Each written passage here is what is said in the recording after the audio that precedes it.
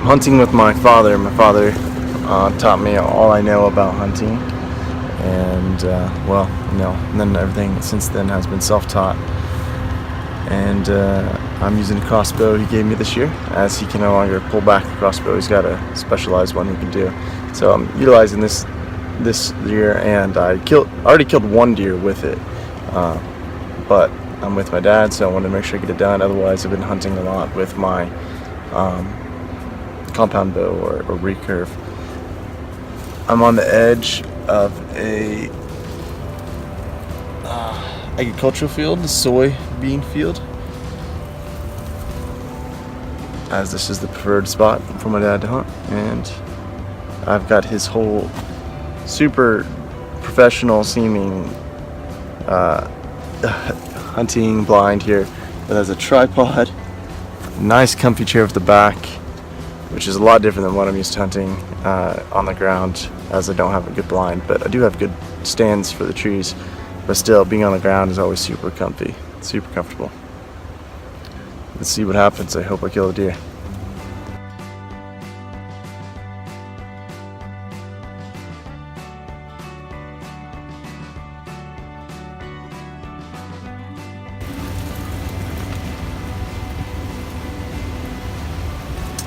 A gift from my father.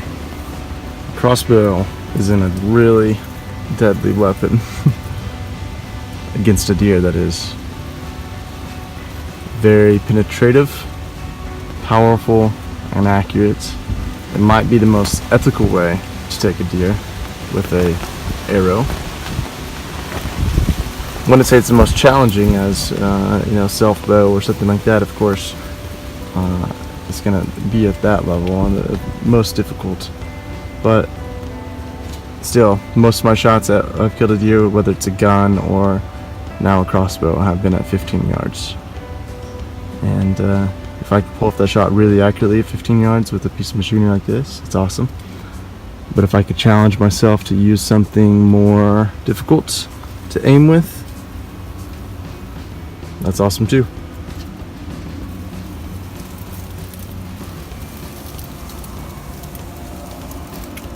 Got some people working in the field here. Good news and bad news. Probably right now just bad news. There's a combine out here taking up all the soybeans, so it's making quite the ruckus and blowing things everywhere. So I've got the blind quite zipped up right now. But good news is I think he's about to finish up, and that'll make for some recently disturbed land and also recently disturbed deer that have probably stayed inside of the tree line here because of the pressure of the combine being out there. So I'm hoping he finishes up the strip here in front of me here in a little bit, and the deer might just start coming out as I'm predicting. I've had really good luck predicting other things happening in this exact field before. There was a heavy rain one day, and the hunt is ruined or something. I was actually hunting with a friend, and they went ahead and sat in the vehicle as it was so wet. But I decided that because it was so loud and wet, that I was able to move through the woods more quietly than normal, and I was going to just walk around the edges of the field and see what happened very quickly. But the rain gave up, and I was sitting on the edge of the field, kind of snuck there, and I had my 20 gauge shotgun with me, and I successfully killed a doe. About 50-yard shot, and that was just because I was gonna try something different other than running to the truck and getting dry and staying dry. I stuck it out, and it really worked out well. Here's this combine though.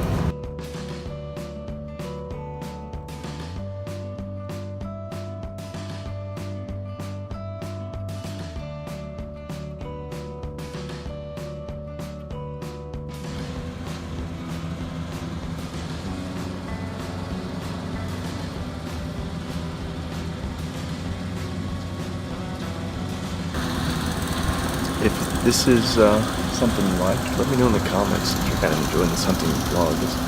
I don't know if I'll put this up if if I don't get a deer, and maybe I should if I don't get a deer, because that's realistic. Most of the time, whenever you're hunting,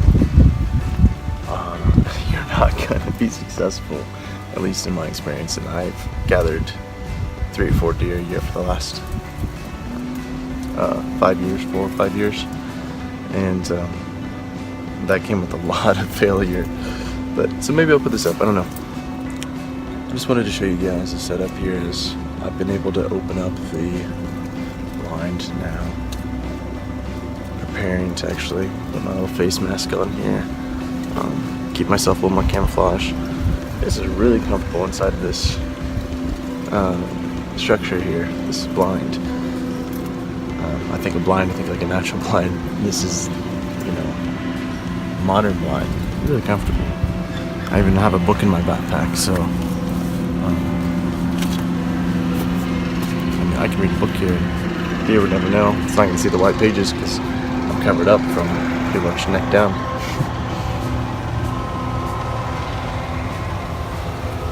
Wish me luck.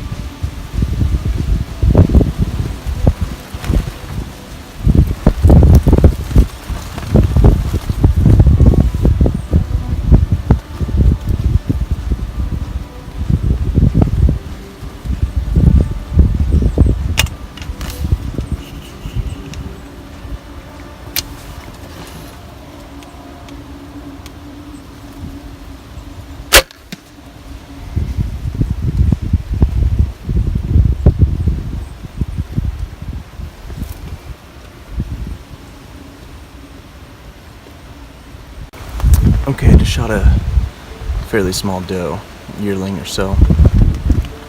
And I've been looking to get a deer that I was going to grind just all into burger, and I was deciding whether I'd take this shot or not. And you know what kind of opportunity do I have here? Like, I still have a successful hunt. You know, I have meat that I would have had otherwise. You know, it's a young deer, but you know, the young deer do have that tendency to be a better tasting deer, and to turn it all into burger, that's gonna be awesome. It ran away quite slowly, and it kind of just went to the edge of the field over here. I don't know if my shot was great. I was aiming inward behind its shoulder. I had the point just there, and I thought it was about 30 yards or so. It looks like it might have shot a little bit further back than I wanted it to. Either way, it's a very young deer. I don't know that I have a lot of stamina, or I don't know that it seemed all that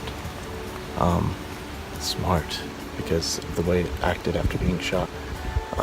I've seen, you know, does act very quickly and smartly or whatever, you know, intelligently after being shot, trying to avoid further danger. But of course, it can be too late if they're shot well. We'll see. I'm gonna sit here actually for a minute. There might be another doe come out here.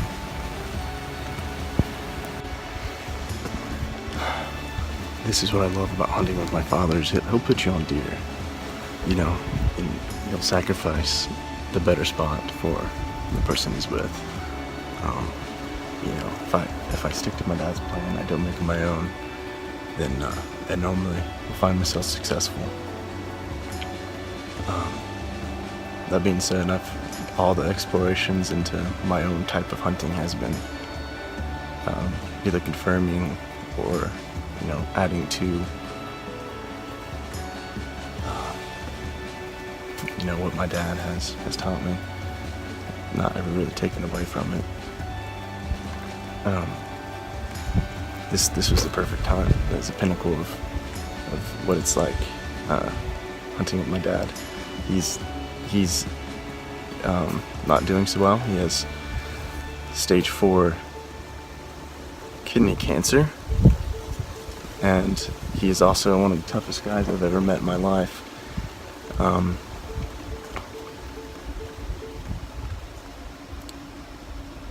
So I think he's gonna,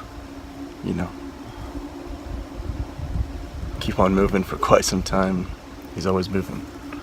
On that note, no matter how well I thought I was, how good I thought I was getting at moving through the woods, up until this year, my dad can move more efficiently through the woods on landscape than I could. And he's, I'm like 5 inches taller than him, maybe, I don't know.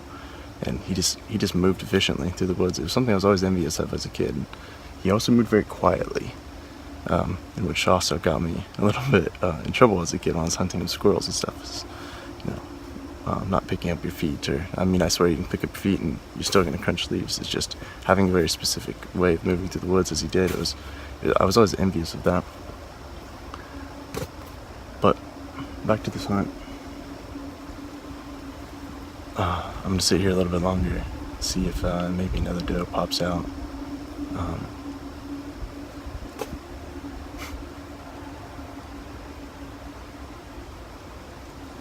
Very grateful. And I find myself making small excuses as to why you shoot a younger deer, but I made that excuse before whenever a good-sized buck walked in front of me. I was like, well, my dad said, there's other big bucks around here. I'm gonna stick around for that. And I did not shoot a buck that year at all. Actually, I had a perfect shot. I took a video of it as I am done with this. This was before I was filming more things, but I took a video because it was doing some natural behaviors that were interesting, marking its territory and such. But I didn't choose to pass this deer, as I know I've regretted that before, and it's meant less food for my family. And you put in a good effort getting out here trying to hunt. You take time away from family or whatever it is, and of course we enjoy the hunt, we enjoy sitting there, but when it comes down to it, it's about getting meat and eating well. So that's what I did, and I'm really happy my dad helped out.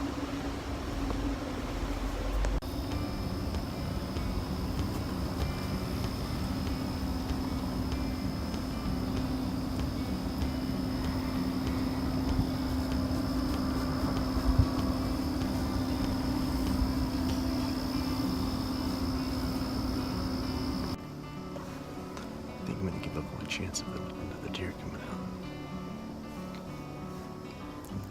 Go find this deer I shot and get to work on it.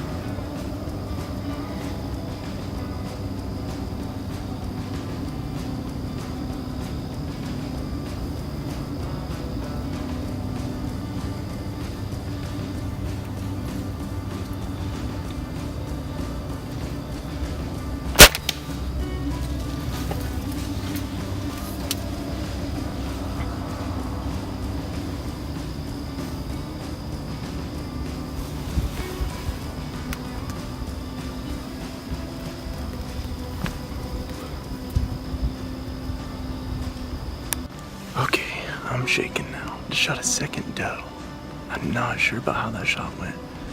She was not coming as close as I wanted. And then she kept acting like she was just gonna maybe pop back in the woods there. I aimed, appropriately, and I shot her.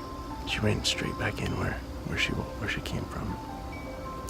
Didn't hear her crash. And I didn't hear her continue running either. Oh my gosh. This is the first time. I text my dad and I said, alrighty, I'm gonna give it a few more minutes and I'm gonna give it up and go find this deer because I do not like losing deer. And he said, normally there's deer come through there right before dark. So I gave it a few more minutes and the deer came out. See, I actually came in here with only one broadhead because one was messed up. So I actually asked my dad to give me one of the extra broadheads he had. And luckily I did, because now I have a second deer to show for it. I'm gonna make this happen, guys. I'm gonna track both these deer, and I'm gonna eat both of these deer. Here's my little blind blatantly out in the open, but these deer on the agricultural fields, they get used to their environment pretty quickly. There's too much bountiful food out here for them to ignore coming out here, even if it means an object like that on the side or combine and people driving by. I mean, where I hunt, often there's no one there. Someone might not have been there for days. So this is a little different. My dad's down that way. All right, I'm gonna find these deer. What's that car?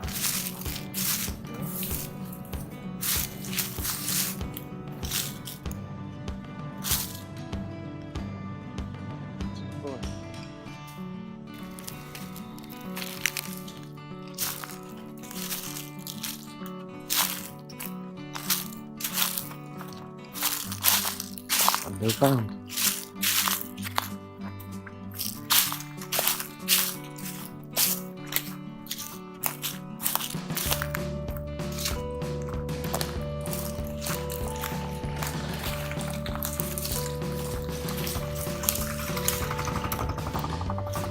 Oh, I'm right.